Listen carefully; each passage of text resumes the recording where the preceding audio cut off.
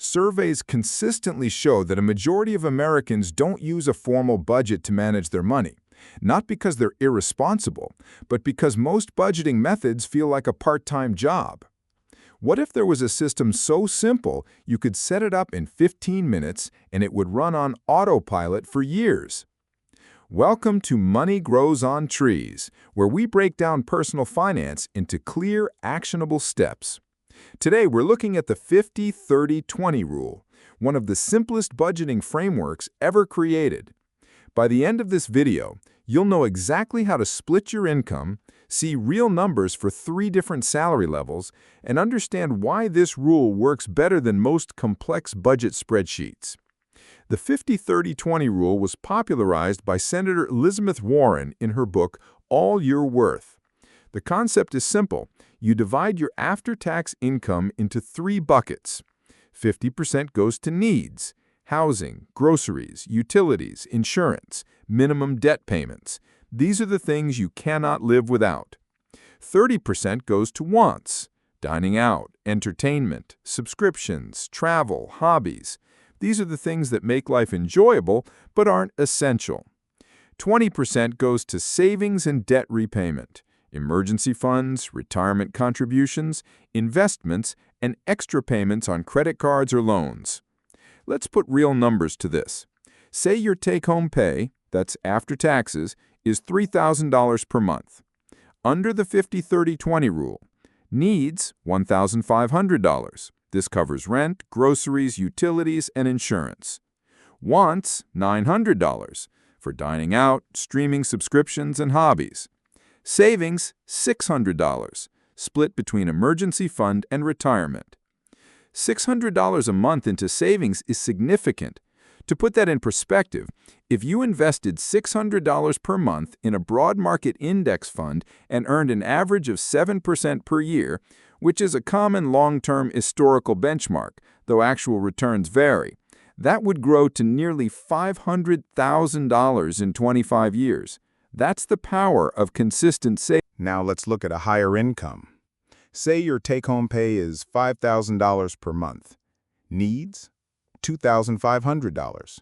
Mortgage or rent, car payment, insurance, groceries. Wants: $1,500. Lifestyle, travel, entertainment. Savings: $1,000. Investments, debt payoff, emergency fund. At $1,000 per month invested, with the same illustrative 7% average return, remember, actual market returns fluctuate, you'd accumulate over $800,000 in 25 years. That's over $800,000 starting from $1,000 a month. And at a higher take-home of $8,000 per month, needs $4,000. Wants $2,400. Savings $1,600. $1,600 per month in savings and investments. Using the same illustrative 7% average annual return, that would grow to over $1.3 million in 25 years. The point isn't the specific numbers. The point is that the 50-30-20 rule scales with your income, and the savings portion, even at 20%, compounds into life-changing wealth over time. So why does this rule work when so many budgeting methods fail? First, it's simple. 3 categories, not 40 line items in a spreadsheet. Simplicity means you'll actually stick with it. Second, it's proportional. As your income grows, every category grows automatically. You don't need to redo your entire budget when you get a raise. Third, it builds in guilt-free spending. 30% for wants means you can enjoy your life without anxiety. This is where most strict budgets fail. They eliminate all fun, and people abandon them within weeks.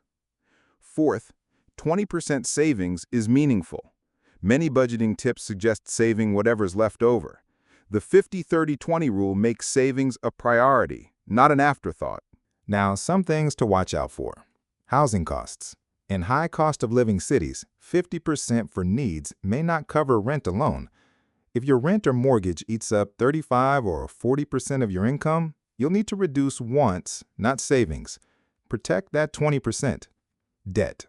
If you have high-interest credit card debt, consider temporarily shifting your wants budget toward debt repayment. The math is simple.